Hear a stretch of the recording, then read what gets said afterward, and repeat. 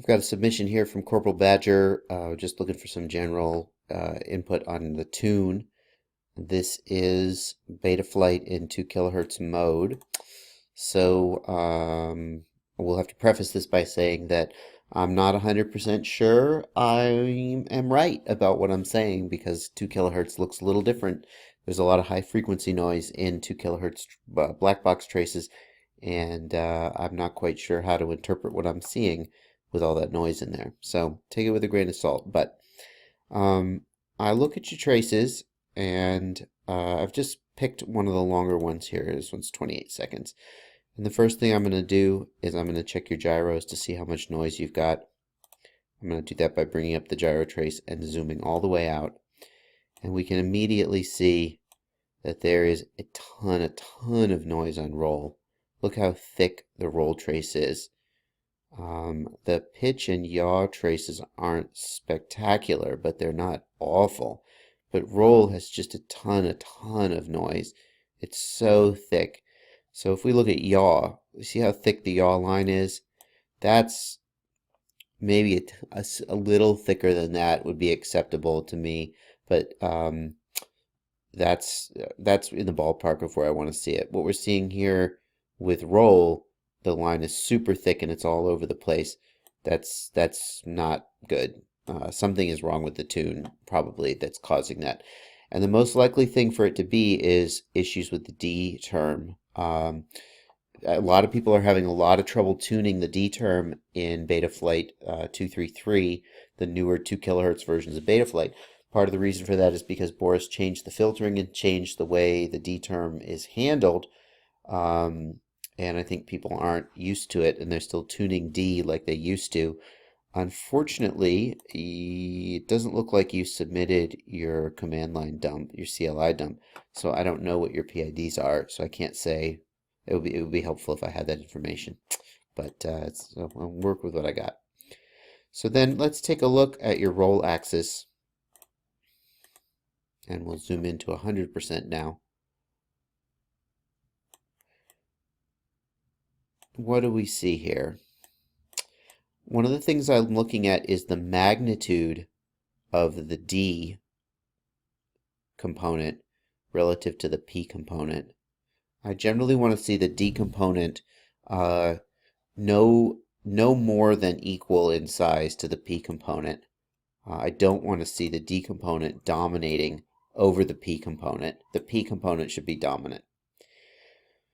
It's hard to interpret what I'm seeing here, like I said, because there's so much high frequency noise. So if we were to focus just on the P component, you can see that if we were to average this out, there might be a line that kind of went like this. Okay? If we were to apply a low pass filter to this trace, that's what we would see. And that is, by and large, what the P term is doing in response to the copper's motions. But there are all these additional zigzags, and those are the high frequency noise that's being imposed on the P term. And especially when we get to things like this, as you're raising the throttle, we're just seeing a ton of noise here. And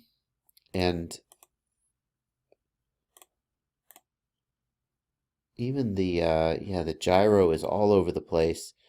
The D term doesn't look like it's going crazy, but the P term is also going crazy.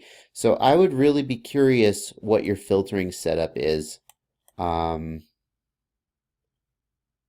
because I can't tell if this is under filtered or if this is just what 2 kilohertz traces look like.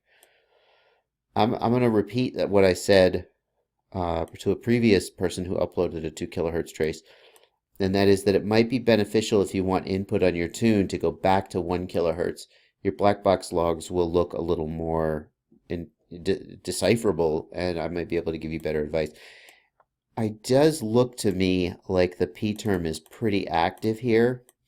Like we can see, again, if we just sort of mentally try and filter out the high frequency noise, we can see that there looks like oscillations here. So, and here's very clear oscillations. Of course, you're doing a roll now.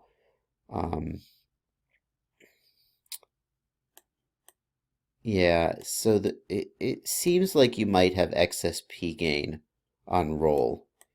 It's very hard to judge that for sure. Yeah, there's so much high frequency noise though, and it's really unclear to me what's causing it. If we look at pitch, the D term is very quiet. Your D gain seems much more appropriate on pitch than on roll. You just don't need a lot of D gain with 2 kilohertz is what I'm learning. Here we're starting to get noisy again. Yeah. And then if we look at yaw, no, yaw is there's almost no D gain on yaw. There's a lot of high frequency noise, but yaw is always a little bit messy. Yeah. I was looking before I started recording, and it must have been in this one. Here, again, we see P-term oscillation. Here, it's pretty clear, even with the high frequency noise, you can see right here the oscillation of the P-term. It does make me think your P gain is too high on roll.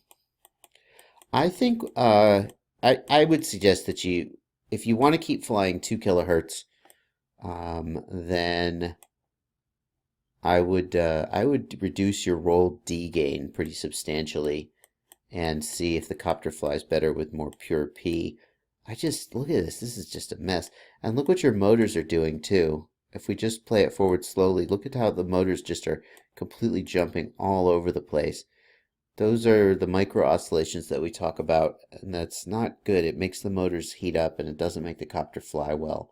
So I think if I were tuning this copter, I would start by taking all of my D gains way down, D gains to like 3, okay? 5 at the most. But I've heard of people flying with D gains of 7 or 8 on Betaflight 233, and that's just their final D gain value, and that's where they need to be. So I want it to be maybe even 0, but somewhere between, say, 0 and 3, okay? And then see what happens to the gyro trace, see if some of this high frequency noise goes away.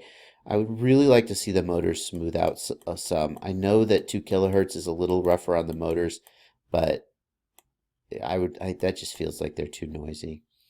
If we go to your video, I will show you some of the things I'm seeing in your video. So here's a flip. The flip looks like it stops pretty smoothly. I'm pretty happy about that. I would be happy with that flip if it was my copter. It does look like there's a little bit of a bounce at the end of the roll. Let's see if we can see another one. There's another one in here.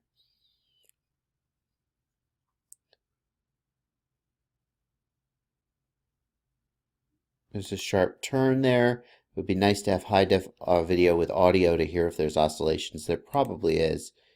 I'm not seeing any oscillations in the camera really. Little bit of a bounce at the end of the roll again. So hard to say what that is. I mean, you think if you've got bounce at the end of the roll, you need to turn up the D gain, but the D is so active. I would like to make sure the P is right before I start turning up the D. So I would take D down and try and get P where it needs to be, and see if reducing P gain actually helps that bounce at the end of the roll. There's a sweet spot with P. If you don't have enough P gain, then you'll get like a rebound at the end of the roll because the response is not sharp enough and the copter sort of overshoots and can't stop in time. It sort of skids and overshoots and then bounces back. But if you have too much P gain, you'll get the beginnings of an oscillation at the end of the roll because it's trying to stop too hard and it's jerking back. So too little and too much P gain can produce a similar effect, especially at 2 kilohertz where the effect of the P term is sort of amplified. Yeah, I think take D down and try and see if reducing P on roll helps that a little bit. I think it'll make your black box look better for sure. Pitch looks pretty good, and yaw doesn't seem bad. So that's what I think I have to say. I have to say 2 kilohertz is really presenting a challenge in the ability to read the logs. So I'm glad it's making everybody's copter fly good, but yeah, especially because in Betaflight 233, so much of the filtering is just removed. You've got these copters where the logs look really crazy, but the copters fly pretty well. Like your copter is not flying anywhere near as badly as I think the Blackbox log makes it look like it should. Although I would really love to hear an audio recording because I bet there's micro oscillations in the motors. I'll be really shocked if there isn't. So I think D-gain can afford to come down on all axes, except maybe yaw where there just doesn't seem to be any. And that'll help you smooth out your motors, and then lower P-gain on roll. That's what I got. Hope it's helpful. Try it and see if the copter flies better, and let us know how it comes out. Hope it's helpful, and happy flying.